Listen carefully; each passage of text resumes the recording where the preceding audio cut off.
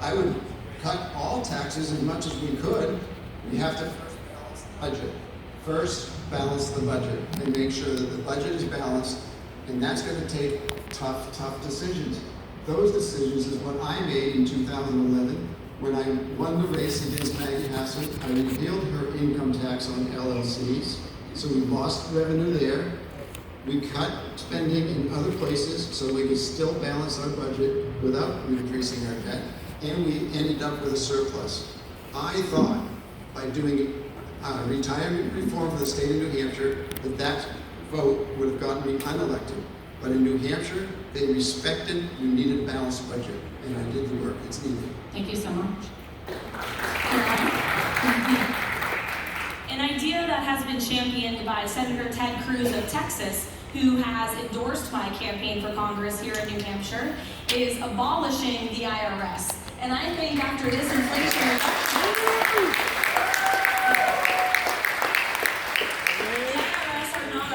and after this Inflation Reduction Act, I put it in quotes because we all know it's not going to do anything to reduce inflation, it's just going to continue to hike it. They're launching 87,000 more IRS agents on all of us, hardworking taxpayers, to come after our hard-earned money. So if we get rid of the IRS, we implement a flat tax, and then we roll back spending with the agencies we mentioned in your previous question, we'll be able to finally, hopefully, pass a balanced budget, which is something that I also support, which will ultimately lower taxes for all of us. And as we all know in this room as conservatives, when you put more money in people's wallets, it will go back into our economy and will provide more opportunity, which is what we did in President Trump's White House. Thank you. If we got rid of the IRS and we implement a flat tax, who oversees the collection and distribution of the flat tax funds? Like, would it still be like a IRS, like a? Yes, we would make it a downsized, more minimalistic government agency, such as within the withhold of the Department of Treasury, that would ensure that those that are engaging in tax evasion, which we never want to do as Americans, right? We should pay our taxes. So we'll ensure that there's oversight there, but we don't need this bureaucracy like the IRS that's costing us billions and millions of dollars and is now launching a war on us with this new bill that the Democrats just passed. Thank you. Tim, same question? Well, I'm proud to be the first person in this race that called for abolishing the IRS. This Inflation Reduction Act, they're hiring 87,000 more IRS agents to harass our businesses, our small businesses in this country. It's a disgrace. This will do nothing to reduce inflation. All this is a slush fund of hundreds of billions of dollars for socialist Green New Deal programs. We need to be completely against this, and the entire deep state needs to be annihilated. The IRS is a part of that. We saw under Obama, I said this earlier with Lois Lerner, they were systematically targeting conservatives. They want to audit another 1 million people next year with these 87,000 IRS agents. I'm sure it's going to be politically neutral when they do those audits. Thank you so much. And I'll say, if you believe that, I've got a bridge to sell you, and it's a big, big bridge. All right, thank you, Tim. And Gail, your take? I have been calling for a suspension of the gas tax for months, and people call it a gimmick. Well, I'll tell you what's not a gimmick. Every time I reach into my pocket and pay for gas, I'm paying so much. I mean, I'm spending so much more on gas, and then on top of that, a federal and state gas tax. It's not a gimmick. I want that money back. I want that money in my pocket. You want that money in your pocket. That's what it's about. It's not the government's money. It's certainly not the energy companies or the oil companies. That's my money that's coming out of my pocket. I want it back. So that is definitely where I would see tax relief. I've called for it again and again and again. I have been obviously ignored many times on it, but I'll continue to call for it, because guess what? Gas is going to go up to probably $7 or $8 a gallon within the next several months. That's what experts are saying. That's the reality. You know what's going to happen to our heating bills. We've already gotten the warning. So we're in trouble, and we have to do something about it. Thank you so much, Jim. Russell? I started. Oh, we did start. Oh my God, we're going in circles here. All right, so the next question has to do with election integrity. This is my favorite subject. So in light of all the election integrity investigations that have exposed issues such as ballot trafficking at drop boxes, dirty voter rolls, nursing home fraud, and even security issues with the voting machines, as noted in the federal government's top cybersecurity agency's report, do you believe, first question, that we can conclusively determine who won the 2020 presidential election? And the follow-up question is, with the Democrats pushing for federal election bills to try to take over our elections, what role do you feel, if any, the federal government should play in the election process? And I believe we start with you, Caroline. Well, I love this subject matter too, because I am the only candidate in this race to say that Joe Biden legitimately did not win 81 million votes in the 2020 election.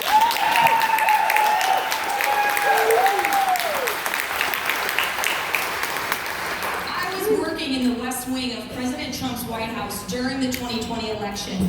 We saw the Democrats in plain sight seize on COVID-19 and use it to their advantage. They circumvented state legislatures across this country, which was unconstitutional to begin with. They used mass and absentee ballots and ballot stuffing and harvesting to their advantage. And then the media played a massive role in election interference and censoring and silencing harmful stories to Joe Biden, which we talked about earlier with big tech censorship as well. The federal government should play absolutely no role in our election integrity efforts. We will not give that power to power-hungry bureaucrats in DC. It has to stay here in the state of New Hampshire with our state representatives in Concord, and that's what I'll fight for in Washington. Thank you. And the second question, do you believe we can conclusively determine who won the 2020 presidential election, and what's the federal government's role? So instead of fighting for election integrity, Chris Pappas and Pelosi have been trying to take over elections, not just for New Hampshire, but every state in the whole country, which is an absolute disgrace. I'm completely against that. They want to give $5 million of your taxpayer money to each person running for Congress in the country. They should have to raise their own money. They shouldn't be given taxpayer money to spend it on television ads or mailers. I'm curious, how many people watch 2,000 Mules in here? I just want to point out I'm in it. Every politician should have to watch that. We could see in real time people stealing, committing voter fraud, stuffing ballots in the boxes. I'm proud to have not just talked about this, but done something on election integrity. I led the fight in New Hampshire for a full forensic audit of the 2020 presidential election, and we'll never know how many votes were fraudulent, the exact number, until we actually audit the election. And all these rhinos were against So just it. to clarify, Tim, do you believe that conclusively we can determine who won? Yes or no? We didn't audit the election. This is the problem. All the rhinos in this state were so pissed off when I led the fight to audit it. We need to know, the voters deserve to know the truth with exactly how many cases of fraud there were, and we'll never know unless we get audited. And instead of just talking about it, I fought back on it. Thank you. Appreciate it, Tim. Thank you. Gail, how about you? Yeah, I'd like to state the obvious once again. We do have people that vote in 2 states. That's a problem, okay? That's a problem. That is not voter integrity. So, in terms of COVID, yeah, COVID won the election, no question. Donald Trump would still be our president if not for COVID. There's no question. I certainly wish he still was. First in the nation So primary. is that like you think there was fraud as a result of COVID, or unpack that a little for Well, us? I'm getting to that. I'm getting to it right no now. worries. Okay, right now. Okay. We only have a minute, so I do the best I can to get to everything. The first in the nation, I got to that. The federal government, no, it has absolutely no role. This is a local role. We do our elections. Nobody, Washington doesn't come in and tell us how to do our elections. We do our elections. We do them here in New Hampshire, and that's how it should be. So, once again, I'm pushing for a federal ID law. We have to have a federal ID law. I mistakenly answered your question before, and I went over some of the reasons why, so I would refer you back to that one. Yeah. So, I mean, just real quick follow-up. Do you think we can conclusively determine who won the 2020 presidential race? Yes, COVID.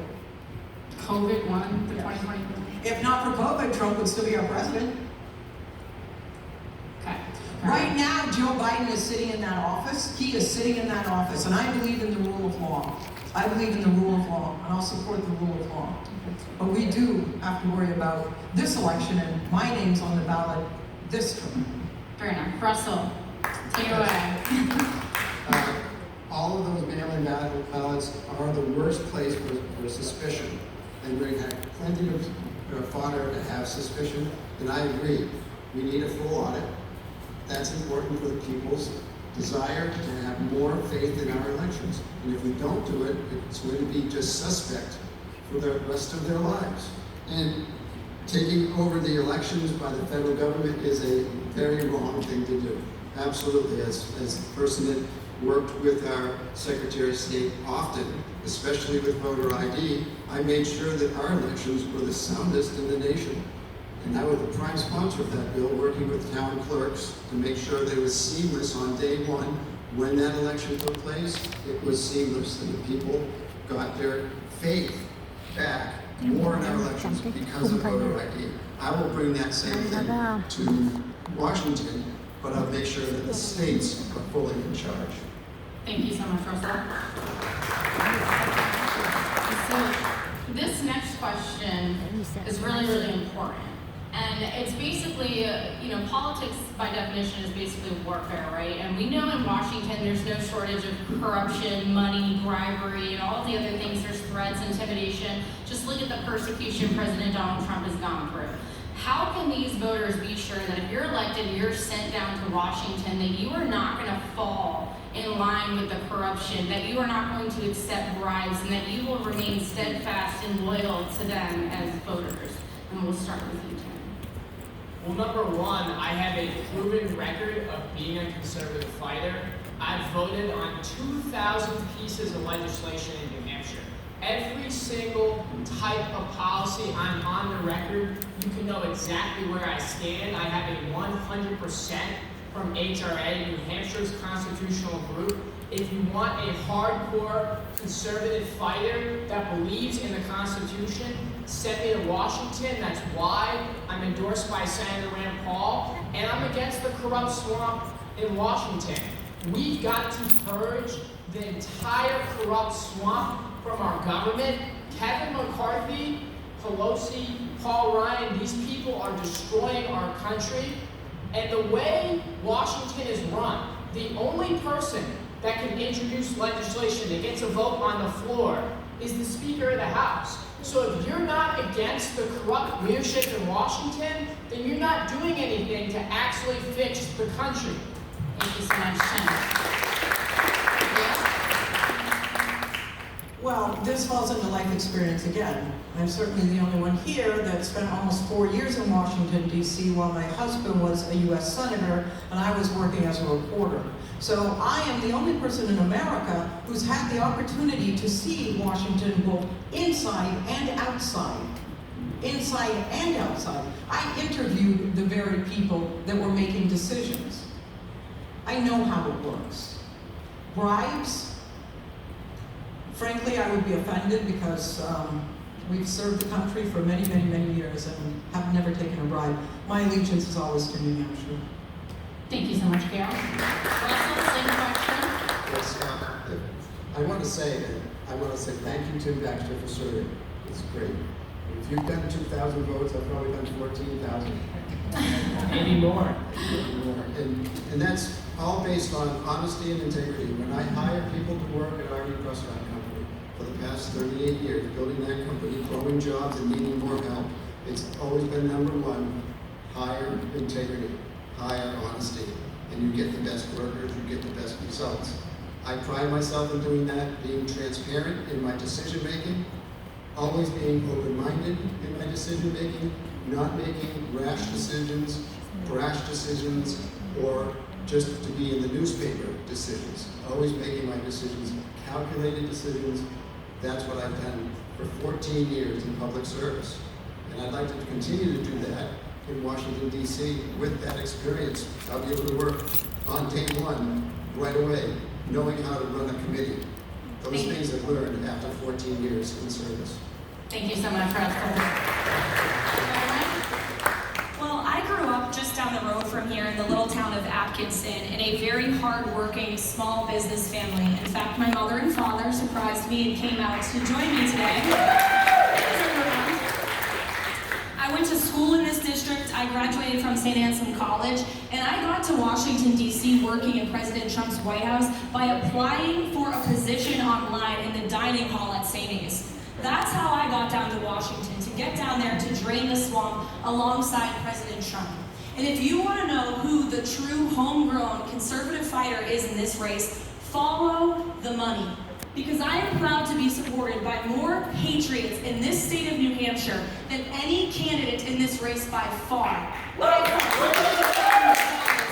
It's been given to me by patriots across this state and across this country. I don't sell funds, I don't accept money from lobbyists or PACs. I'm funded by all of you, and that's who I'll be beholden to down in Washington, D.C. And thank you for your support.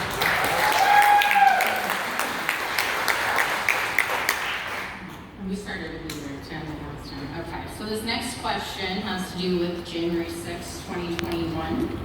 As reported and documented by Just the News, Trump's Pentagon first raised the possibility of sending National Guard troops to the U.S. Capitol 4 days before the January 6 riots, setting in motion a series of rejections by Capitol Police and Democrats that left Congress vulnerable to threats of rising violence.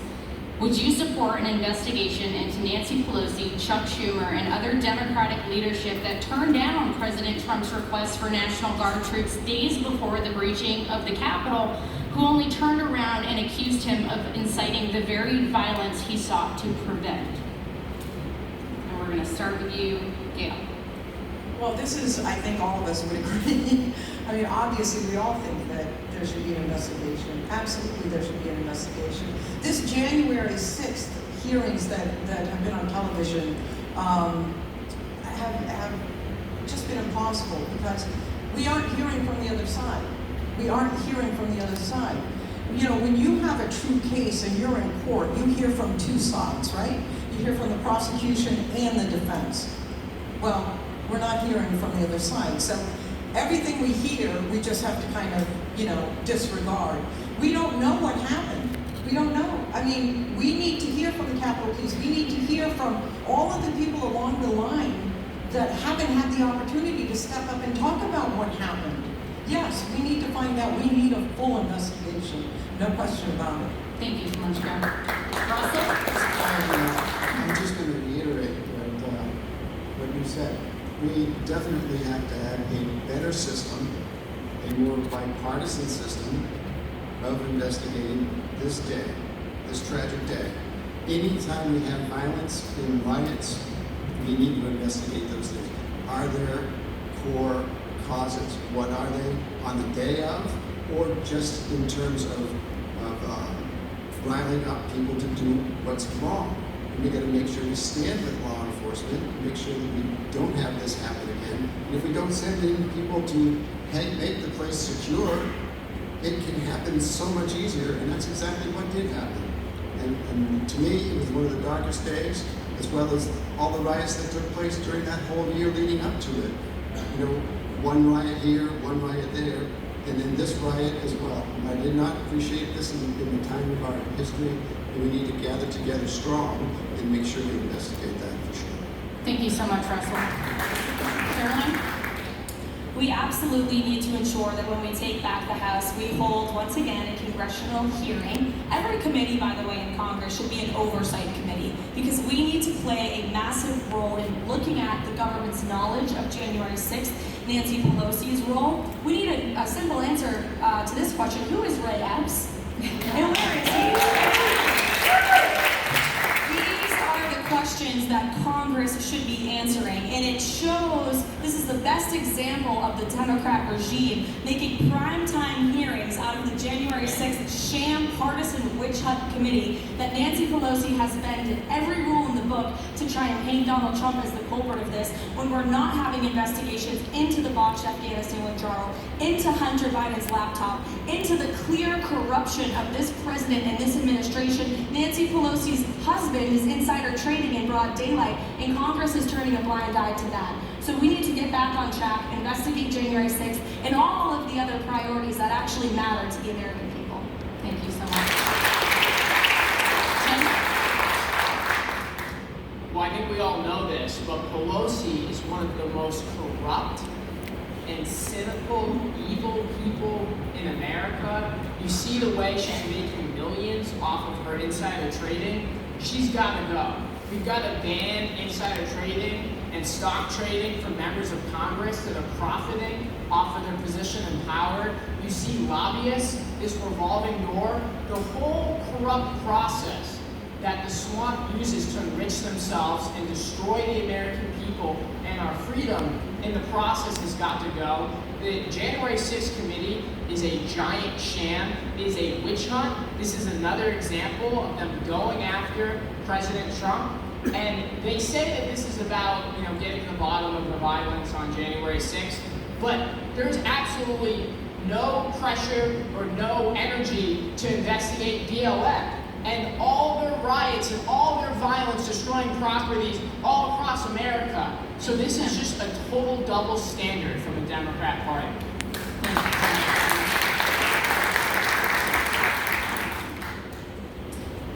The other question, going down there, border.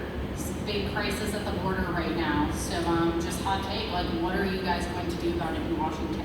And I think we start this time with, Started last night. So Russell. Yes. Start with Russell. Right. I'm happy to start though. I'm coming right back to a balanced budget allows us to fund the wall and finish the wall. That needs to be done. You have to do it with money, and money that can't be put on the backs of our grandchildren. We got to stop increasing our national debt by cutting spending. And how do we do that? We find out, like we did in Concord when I had to take an $800 million deficit and turn it into a surplus. That was probably the worst deficit that our state has ever had. And we looked at everything. There was no sacred cows. We always looked at every department. And we made sure that we cut those things that weren't the neediest things in our state. They were the wants. We immediately cut them. When we did that, we ended up with a surplus, and then we had extra money to spend on what was needed most for the state of New Hampshire. And I'll do the same thing. What we needed most in the spending in Washington, D.C. is finish the wall. That's the most important thing for our spending. Thank you so much, Russell. Caroline? Joe Biden and the Democrats are purposefully allowing an illegal invasion of our southern border. They're doing this for political gain and power, and they know it. So the solutions are pretty simple. It's going back to what we implemented under President Trump's watch, which was building our southern border wall. There's resources sitting, rotting away at the southern border right now. We can end catch and release. We can re-implement the Remain in Mexico policy, which was very effective in deterring these illegal aliens from coming to our state. This is having a direct impact on the state of New Hampshire. I'm sure many of you saw the horrendous story of an illegal immigrant brutally stabbing a woman in Nashua last week. And not to mention the fentanyl that is coming to our state that is plaguing my generation of young Granite Staters and killing them every single day. We need to talk about this. We need to hold a congressional hearing into this as well. It's a complete dereliction of duty of this president, and frankly, it may just as well be grounds for impeachment as well. Thank you, Caroline. Well, one of the efforts I led as a state representative in Concord was to mandate E-Verify to stop woke corporations in New Hampshire from hiring illegals.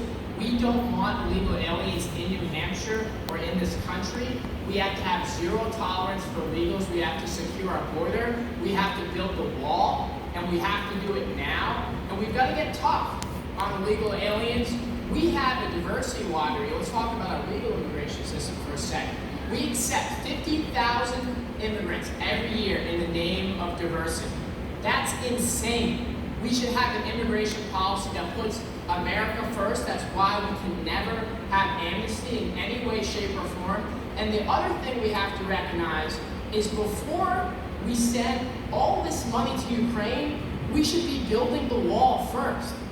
That's absurd that we sent almost $100 billion to Ukraine. Russell Prescott supports giving your taxpayer money to Ukraine, I'm completely against that. They don't deserve 1 penny. Thank you, Tim. And Gail. I don't take anyone's word for anything, I check it out. Do you want to respond to him? May I? Yeah, you can. I mean, you guys have been so good and nobody's responded or done rebuttals, but go for it. If you want to do it real quick and then we'll give Gail her time. 30 seconds for your response. My response is, we must cut elsewhere to fund the needs of our country. And if we want to stand with people, stand with NATO, and people that fight for their own backyard, we need to do that with money that is not added to our national debt. That's the point I'm making with, yes, we want to stand with people to protect peace in their own backyard. For our friendly neighbors, our friendly countries, we must support NATO and make sure NATO is strong, make sure the NATO members continue to increase their military growth. Oh my God, sorry. Thank you, Russell. Tim.